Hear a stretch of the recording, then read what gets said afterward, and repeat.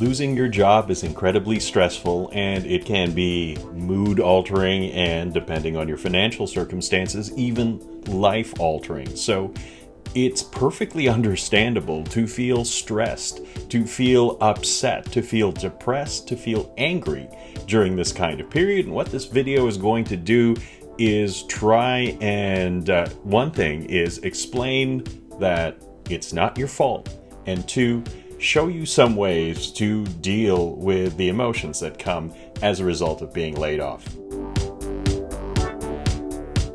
Now, once again, if you've seen any of my other videos, you'll know that I'm a 5-time layoff survivor. And unlike a lot of other layoff pros who are going to appear on YouTube, I am actually still laid off. I don't have any full-time work, but I do have contract work that I have thanks to my side hustle, and it's something I'll discuss later on in this video series. But for now, let's talk about how stressful layoffs are and how it's not your fault. The thing you should remember is that there is a difference between being fired and being laid off. If you've been fired, quite possibly your fault. Don't know all the details, but if you've been laid off, it is likely not your fault. Keep that in mind. And while you're watching this video, I want you to do one thing, and you can put it down in the comments too if you like. Try and think of a mantra that might serve you well as you go through this mental health journey while being laid off. My particular favorite one, and the one I use, is "The horrors persist, but so do I." Let's get started. This makes for the largest reduction in tech jobs in the US since the dot-com bust of about 2001, and that's when my first layoff happened. So, for layoffs that have happened recently, 260,000 tech workers got laid off in 2023, and in the first half of 2024, an additional 107,000 tech workers got laid off, myself included. And this makes my 5th layoff. So, in a grand total, 377,000 tech workers have been laid off in the past 18 months. Now, given that there's an estimated 4.2 million tech workers in the US, that means that those 377,000 make up for 1 in every 11 techies that got laid off only just in the past year and a half. That's a lot. The primary goal of a layoff is to cut costs so that the company can continue to exist. Now, layoffs target whole departments and job categories, not individuals, and the idea is to reduce spending in a large chunk. And if the company deems that your salary is too big an expense, or especially if you belong to a group whose salaries are deemed too big an expense, or maybe if you're all vesting soon, you might be too big a cost, and that's when you get cut. The worst part of it all is that the stock market rewards layoffs with increased share prices. On the day I was laid off, shares at my former employer went up 4%, and since then, their stock has grown by over $20 a share. I like to say that my last act at my last company was to significantly increase shareholder value. Layoffs are almost never about performance. They are most often about cost cutting. In my particular case, I was doing developer relations for my company, specializing in mobile application development, and I took our blog's readership from 0 readers a month of mobile developer articles to 20,000 readers a month. And that was important because the mobile API, one of our mobile APIs, actually was responsible for 1 in every 11 API calls to the company's API. Sometimes you can still be a superstar and still get laid off. Extreme performance, diligence, and loyalty won't protect you. The most extreme case, that former director at X, formerly Twitter, who was so dedicated that she slept at the office and had somebody take a photo of her in that sleeping bag, even she was laid off. There's also the issue of people at the company who never get laid off. They always tend to be fairly high up the food chain. In fact, at my old workplace, I was told that the CEO made a fair bit of money, and I figured, yeah, that's right, he makes about $2 or $3 million, and a friend of mine then told me, no, Look at the records. He makes 10 times that. When it comes to cost cutting, you can't do it to the anointed people. All this is why you should feel neither stigma nor shame about being laid off. That's a hidden blessing that comes with all the layoff statistics and daily drumbeat of dismal news right now. At this point, most people in tech personally know somebody who's been laid off sometime in the past 18 months. And these days, most people see layoffs not as a badge of shame, but just as something that happens these days. This is part of present-day late-stage capitalism. Welcome to business in the 2020s. So, when you're asked why you left your previous job in an interview, you can simply and truthfully say you were a victim of this current layoff trend. So once again, no stigma, no shame. I blame tech culture, tech bro culture, hustle culture, all this culture of sorts that we have in the tech world. Anyways, I blame it on the fact that we think that we should be able to get over a layoff really easily. Getting laid off is stressful. In fact, it's more stressful than you might think. There is a catalog of life events called the LEI. That's short for Life Events Inventory, and it was invented by two psychiatrists, Cochrane and Robertson, who published their original Life Events Inventory list in 1971, and the list has since been revised since 2009. Let me take you on a tour of the Life Events Inventory, starting with less stressful stuff, building up to the top 10 most stressful events, and you might be surprised where getting laid off ends up on that list. Let's start with number 40 on the LEI, being convicted for a minor violation. The examples provided in the LEI include getting a speeding ticket, been there, done that, or being charged with drunk and disorderly behavior. Here in Florida, that's both a second-degree misdemeanor and a popular hobby. This is followed by number 36, which is trouble with your immediate supervisor or some other higher-ranking person at your place of employment. After that is number 30, break up with a steady boyfriend or girlfriend, or in other words, every other Taylor Swift song. The 29th most stressful life event in the LEI is having your income cut by 25%. Which could easily lead to the 25th most stressful problem in the LEI, which is alcohol and drug problems. Number 21 in the LEI is being in a physical fight, which could lead to number 18, being hospitalized. Let's continue up the LEI into even more stressful territory. At number 14 is infidelity. Number 13 is the death of a close friend. Number 12, serious sudden impairment of vision or hearing would be a nightmare for me. And immediately after that, 11 is immediate family members sent to prison. Here's an unhappy topic with an unintentionally hilarious video. Thank you, Canva, for the stock video. It's number 10, breakup of family. And I like to think of the video as worst birthday ever. In the number 9 slot is divorce, and after that, at number 8 is immediate family members seriously ill, both very unpleasant. And here we are at number 7, which is unemployment. That is correct. Not having a job is deep in the top 10 of the most stressful possible life events. You, if you have been laid off, are here. In fact, not having a way of making a living is so stressful that on the LEI, there are only 6 items listed as more stressful, and they are incredibly bad. Losing your home, insurmountable debt, either an immediate family member attempts suicide or dies, you're being sentenced to jail, and finally, most stressful of all, death of a spouse or a long-term life partner. So there you go. You are going through the 7th most stressful event in the entire LEI. So any anxiety, any anger or depression or negative emotions you feel, completely justified. And now you know that, let's do something about it.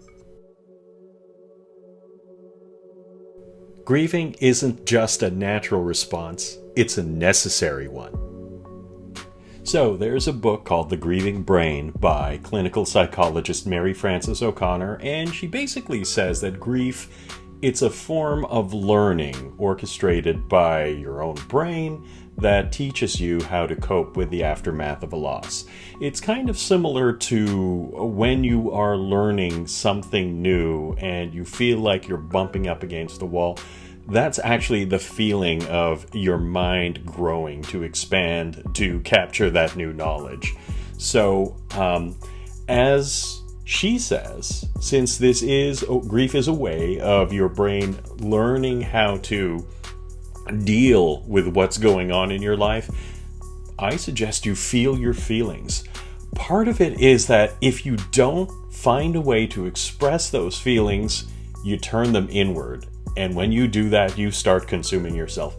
It's not pretty. I've seen people do it. I've seen people try to stiff upper lip their way through it, take stoicism to a ridiculous degree. And stoicism is hot stuff in the tech community, has been for the past couple of years.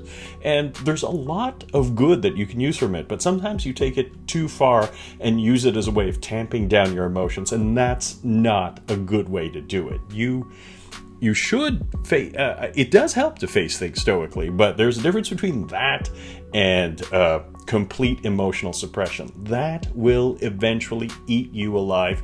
You will consume yourself. I would take the advice of Scott Hanselman. Yeah, he's a developer community VP, and I knew him from my time at Microsoft. Wonderful guy, and he has a great way of putting it. He actually says, freak out fully, but put a time limit on it. The question becomes, what is that time limit? And that's going to depend on your particular situation. In my case, my wife is still working, the cars are paid off, the house is paid off, I don't have any college or mob debt. So I decided I could at least take a week beyond making the announcement on LinkedIn and all the usual places when you say, look, I lost my job, just want to let you know. And I took that time to basically feel my feelings, and I'll explain what I did shortly. But what you're going to have to do is figure out what your time limit is to freak out fully. But whatever you do, freak out. Freak out a little. Do it in a healthy way, and we'll talk about that.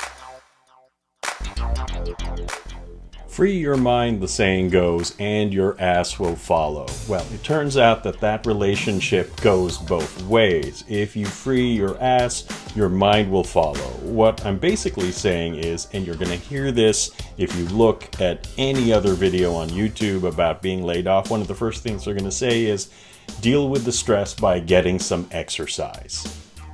I know, it's a cliche, but exercise does release those endorphins that will help relieve stress and give you a better sense of well-being. It is also just a good release for frustrations, and I actually find that I find solutions to problems after I've had a bit of a workout, and I think it'll work for you. The other thing is that if you exercise outside, it'll give you a chance to reconnect with your neighbors and your neighborhood. And you know what? You probably want to do that anyway. Now, there's lots of ways to get exercise. You can, as a grunge rock, punk rock guy, Henry Rollins says, talk to the iron.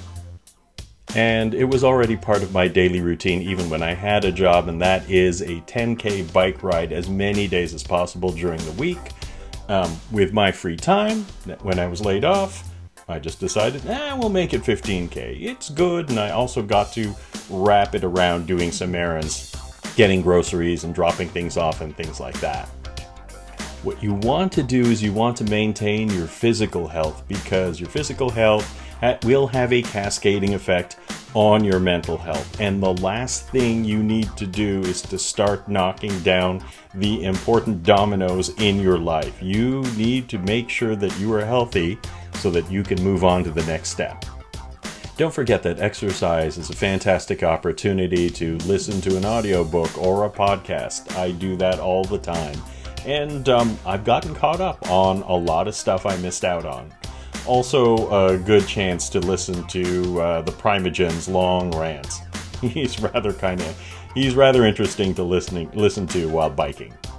And while you're at it, while you're exercising, don't forget to take advantage of exercise's best friend, and that is sleep. Try to get a healthy amount of sleep each night. Don't forget that while you are laid off, you do have the opportunity to take naps. The trick is to not end up sleeping all day and staying up all night. What you want to do is you want to have a routine that is at least similar to what you had when you were working. But yeah, get sleep.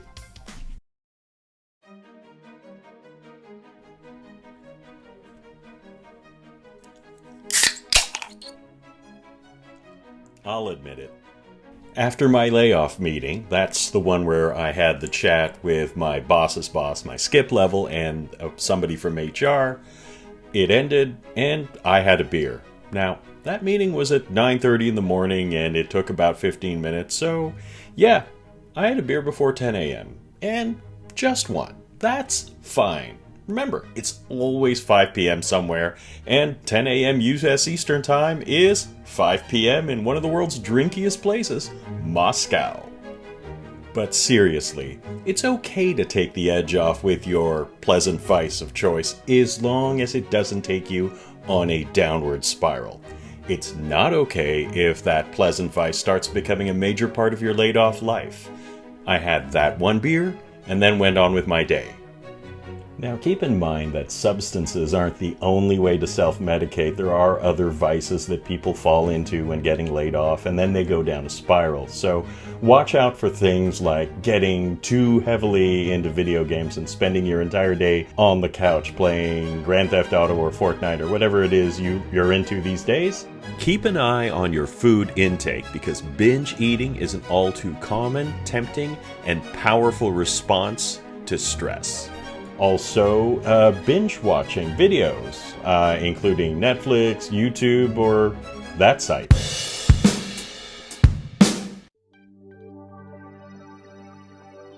Being laid off is both a problem and an opportunity, and you should use it as an opportunity to connect with friends. Now, you probably have this feeling of dread, and that's kind of an instinctive thing, and that's because being laid off feels like getting kicked out of the tribe, and that's one of those human instincts that we are hardwired for, simply because there used to be a time when being kicked out of the tribe meant certain death. So what you can do is you can reduce that bad feeling, that instinctive feeling of being kicked out of the tribe, with the presence of friends. Take advantage of your newfound free time to reach out to them, especially if they also have been laid off. And yes, find your circle of trust. Identify the people you trust most, the ones that you can confide in. Be deliberate in the selection process of this circle of trust. They should be people you can go to when you're having one of those dark nights of the soul, because you probably are having one of them right now. These are the moments that pop up when you've lost your job, and they can be family, they can be friends, they can be even coworkers. At my workplace, those of us who got laid off, we put together a Slack channel and we communicate regularly on it to this day, sometimes helping each other out, sometimes sharing information, sometimes just sharing some jokes, and oftentimes just being there to listen. And that is incredibly valuable, and it is a great mental health booster. Here's something that you can try, and the sooner you do it after being laid off, it's probably the better, and that is just finding gratitude wherever you can. So take a moment and write down, doesn't have to be in your special unicorn gratitude journal, but what you want to do is you want to write down at least 3 things that you took or gained from your former job. And I'm not talking about taking office supplies or things like that, but 3 experiences, 3 learning opportunities, 3 new friends, that sort of thing that you took from your now former place of work. I think that's important because that way, that will help you when you are having those low moments, those dark nights of the soul that I was talking about earlier. That will help you counter all the bad feelings. You really should try and remember, at least, there were good things about this place. That's why I feel sad about having to leave it, and in this fashion. And speaking of gratitude, one of the things I'm most grateful for are the coworkers who still work at my former employer who did reach out to me and say, I'm sorry this happened to you, I'm going to miss you, it was nice working you, that sort of thing. For those people, I feel absolutely grateful. Now, not everybody's going to do it. You will have some coworkers who you worked closely with who may not get in touch with you at all, and I'm going to ask you to be gracious with them. There are reasons that they may not have contacted you. Sometimes it's survivor's guilt. Sometimes it's just feeling uncomfortable. They're just thinking, what would I have to say? I know a lot of people have complained to me about this sort of thing. They're just going, you know what? I was working with so-and-so for so many months or years, and the least they could have done is just reached out. There are reasons why they didn't reach out, and you probably don't know the whole story. I know it happened with me. In fact, I know that even a manager I know checked my LinkedIn. They didn't put their LinkedIn in stealth mode. Checked my LinkedIn, but I never heard from them any other way. These things happen. You don't know the whole story, and sometimes your mind will construct these elaborate stories about how evil they are for not reaching out to you, but are still keeping tabs on you, that sort of thing. Just put those out of your mind. Basically, what I'm saying is be grateful to those coworkers who are still at your former workplace who reached out to you, and be gracious to those who didn't. And while we're on the topic, whether you've been laid off or not, reach out to former coworkers who were laid off. They will appreciate it greatly. Contact like that, just saying, I'm sorry this happened to you. It's like water in the desert. Do it. If you had been working at your now former company for quite some time, and especially if they were medium to large size, or at least had a decent size swag budget, you probably have a bunch of company swag, and it may help if you actually put it away, at least for the next little while. Now, I'm not really a t-shirt guy. I am more of a collared shirts, aloha shirts kind of guy. So it was fairly easy for me to ditch most of my former company's t-shirts. The ones I kept are basically just for working out or working in the yard purposes. So out they went. The remainder went to Goodwill, where I'm sure that Macklemore or other tag poppers will gladly pick them up. There are some items that you do probably want to hang on to. Perhaps they're useful. I have this, luckily the logo's not here, but aside from the Carhartt logo, so I have this lovely Carhartt jacket that I got for free, and you know what? It's really nice. It's really warm. I'm hanging on to that, and although it does make me look like a VC bro, I'm hanging on to the Patagonia sweater because once again, it's nice and warm. Maybe I'm gonna get my hands on a seam ripper to get rid of the company logo. I'll figure it out. But the thing is, perhaps it's a good time to sort through your stuff and maybe remove and declutter some of the accoutrements with the branding of your now former company. I think it's a helpful thing, especially these physical things. It's a helpful thing to put these physical things away. You're taking physical action. I think it is an important part of letting go. You've probably guessed it, but let me just say it for the record. I am not a mental health professional. I am a programmer who became a developer advocate, who also became an accordion player on the street, and I do not have a tendency towards depression, and I'm an extrovert. So a lot of this advice may not work for you. And if that's the case, and if you are trying to make lemonade out of way too many lemons that are hitting you all at once, definitely go seek professional help. There is a whole category of people who specialize in this sort of thing and who can help you work through this when things are too big and heavy for you to handle on your own. This is one of those times where the programmer ability to look at problems, analyze them, and come up with a solution might actually be working against you. If you are one of the people who was fortunate enough to have professional services made available to you. In fact, my former employer did that. They made arrangements so that for counseling. Take advantage of it if you need it. And if not, there are services out there, probably where you live, where it's fairly inexpensive. But remember, mental health is just as important as physical health and will actually affect your physical health and the rest of your life. So if you need to see a therapist, please do it. Well, I've talked your ear off now, and if you've watched this far, thank you for sticking around for so long. There is another video in this series. The next one's going to be a layoff game plan. Please keep an eye out for it. And if you haven't done so already, there are like and subscribe buttons below the video. You know what to do with them. And thank you for watching Global Nerdy.